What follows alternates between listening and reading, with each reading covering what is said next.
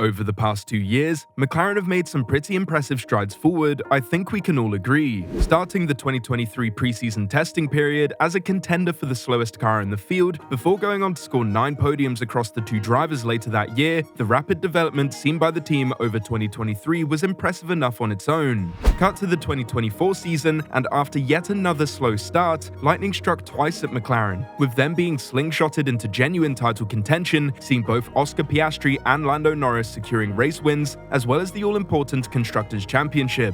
An 18-month turnaround from the bottom of the pile to the Constructors' Champions marks one of the greatest turnarounds in the sport's history, akin to the likes of Jordan in 1998. And all of this is great, right? The development shows good leadership and the capability within the team to make a good package and upgrade it consistently well. However, it does seem that, despite the Constructors' win and the impressive nature of McLaren's engineering feat, yet more still needs to be done in order to claim that elusive driver's title. We all know why Max Verstappen won the Drivers' Championship last year, and that's because he built up too insurmountable of a lead for those behind him to contend with. Max doesn't tend to drop points, with him seeming to put the car as high as it can physically manage on weekends where Red Bull's engineering let him down, and that is something that gives McLaren one last hurdle to overcome if they are to complete their engineering marvel in time before the new regulations reshuffle the pack.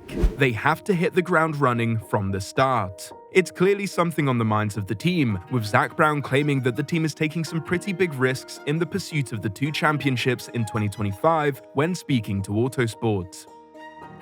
The team is not saying, let's just tweak a little here and there, the car is pretty good, we've got some stuff on next year's car that is like a brave risk. I think you only get to the front if you try and beat everyone, as opposed to the mindset when we started this year, which was like, let's just be as good as them. The mind shift is now, let's beat everyone. And perhaps the confidence that the team have amassed over the past couple of years, especially that in Andrea Stella, will allow them to follow their gut to achieve the best car possible. But that is also something that has caused the early months of the last 2 seasons to stall. In both previous years, with 2023 being the more exaggerated example, McLaren have discovered a more optimal path for the car on the eve of the season, delaying them from challenging it at the front from the start. It was these changes in design that allowed them to progress in the ways that they have in the past couple of years. However, it's also the lateness at which they arrived at the conclusion that changes need to be made that prevented them from truly challenging in 2023 and then granted Verstappen an insurmountable advantage in the Drivers' Championship in 2024. It's perhaps this reason that Zak Brown is taking some brave risks, with it being necessary to compete from the start, as after all, it's not just Red Bull who will be fighting McLaren at the front. Mercedes started gathering strength in the second half of last year. Ferrari will be competitive for as long as the pit wall keeps their heads, and there's no guarantee that teams further down the field won't start pushing up into the front runners from the midfield as the year goes on, perhaps seeing an opportunity to win extra budget going into the new regulations. McLaren's forward momentum in recent years has certainly not gone unnoticed, and it's actually painted a bit of a target on their back. There's no guarantee that the risks being taken by the team, whether that be new development directions or even as far as risky components on the car, will survive the season, as their technical advancement from last year caught the ire of the rest of the grid. The flexi front wing debacle that rolled through the second half of last season might give other teams hesitation to be too open in their advancement moving forward. But according to McLaren technical director Neil Holdley, that's just the nature of being at the top of the field in a car so distinct from its competition.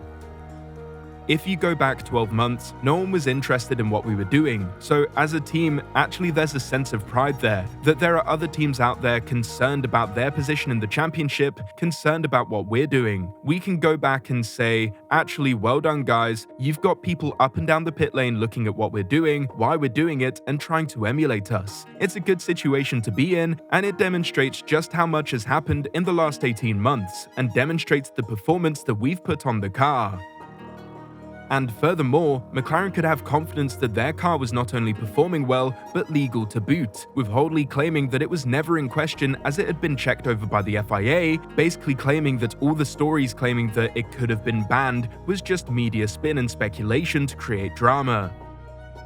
We did it knowing the solution was legal. There was feedback from other teams that were not happy with it, and actually the FIA, after discussing it with us, didn't want that proliferating and didn't want to force other teams to have to find those solutions. So they asked us to drop the effect to a level that was similar to some of the other teams, actually slightly lower, because there are a few teams who had to make similar changes. We were happy to do that. We'll try and take opportunities where we can, just as everyone else does, but we're always trying to work with the FIA for the best of the sport.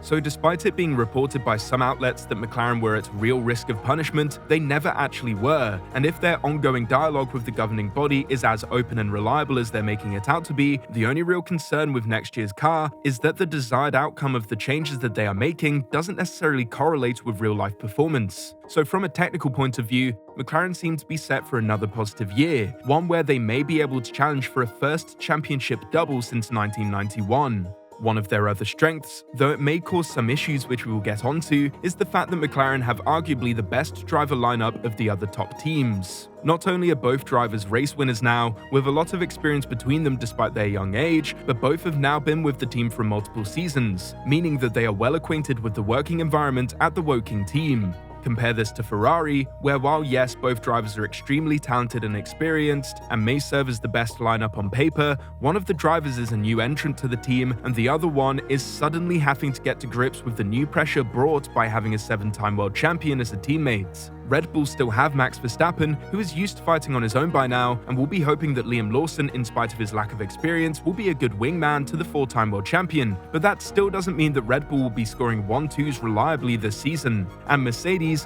while their lineup is one that we think could be the dark horses of this year, is a relative unknown, as Russell takes on leading the team for the first time, and Antonelli gets to grips with single-seater racing, never mind Formula 1. So McLaren is set to have a winning combination of a strong driver lineup and an ambitious car, which will set them up nicely to have a strong season. However, that poses another risk, and it's something that they've experienced for the first time in their current guise recently. How do you balance two top-tier drivers in a car that can compete for titles? Last year, there was some poorly executed teammate strategies and some pretty confusing decision-making which cast a shadow on what should have been impressive weekends for the team, with Hungary and its papaya rules being a prime example of this. Well, according to Karun Chandok, McLaren fans should brace for a pretty feisty first half to next season, with the two drivers having to duke it out to prove who should be treated as number one following the summer break.